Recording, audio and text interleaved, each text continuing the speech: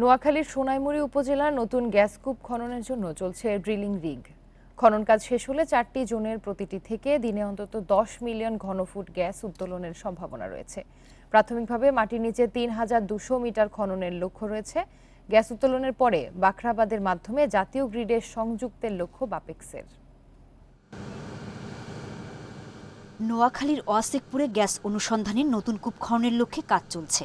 গেল 22 এপ্রিল শুরু হয় বেগমগঞ্জ 4 মূল্যায়ন ও কূপ খনন প্রকল্পে যন্ত্রপাতি বসানোর কাজ। এটা বাপেক্সের সবচাইতে অত্যাধুনিক রিগ। এই রিগের টপ ড্রাইভ লেটেস্ট। এই রিগ দিয়ে আমরা দ্রুত সময়ের ভিতরে আমরা বেগমগঞ্জ 4 ড্রিলিং কাজ সম্পন্ন করব। এই ড্রিলিং খনন কার্য চলাকালীন সময় আমরা 24 ঘন্টায় আমাদের 2টা শিফটে আমরা কাজ করে থাকি। কূপ খনন কাজের লক্ষ্য 120 দিন হলেও 90 দিনের মধ্যে শেষ করতে চায় বাপেক্স। ইনশাল্লাহ আমরা আশাবাদী এখানে গ্যাস পাবো। 120 দিন আমাদের টার্গেট ড্রিলিংয়ের। আমরা 120 দিন নিব না, ইনশাল্লাহ আমরা 90 দিনের মধ্যে ড্রিলিং কাজ শেষ করে ডিএসটি করে টেস্টিং করে ভালো একটা রেজাল্ট আশা করি আমরা জাতিকে দিতে পারব। প্রকল্প পরিচালক জানান গ্যাস কূপে ৩,২০০ মিটার পর্যন্ত খনন করা হবে। 4টি জোনে গ্যাসের সম্ভাব্যতা রয়েছে।